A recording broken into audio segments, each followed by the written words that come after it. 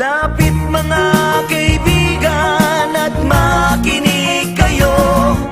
Ako'y may dala-dalang balita galing sa bayan ko. Nais kong ipamahagi ang mga kwento at mga pangyayaring nagaganap sa lupang pinangako.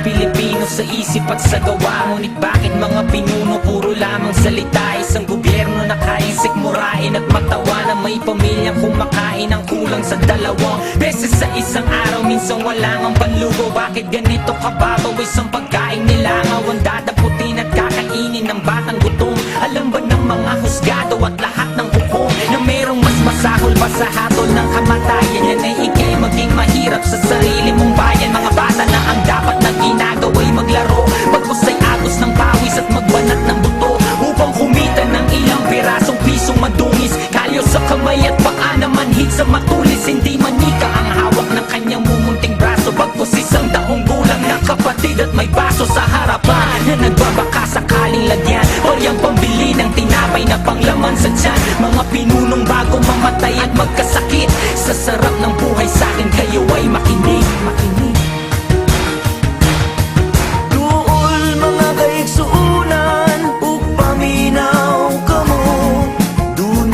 Dala nga mga balita gikan sa banwa ko. Gusto ko nga ipahibalo ang mga istorya na nagagahitabo sa banwa isa na to.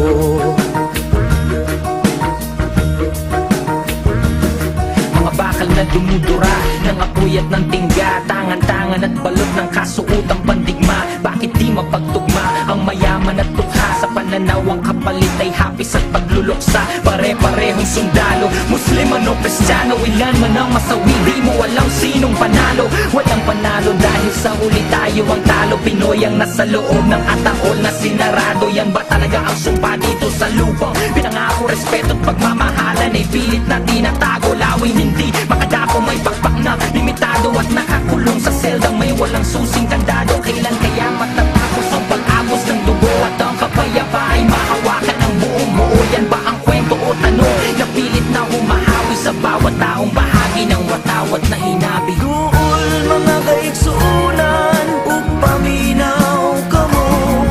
Doon ako'y dala nga mga balita gikan sa banwa ko.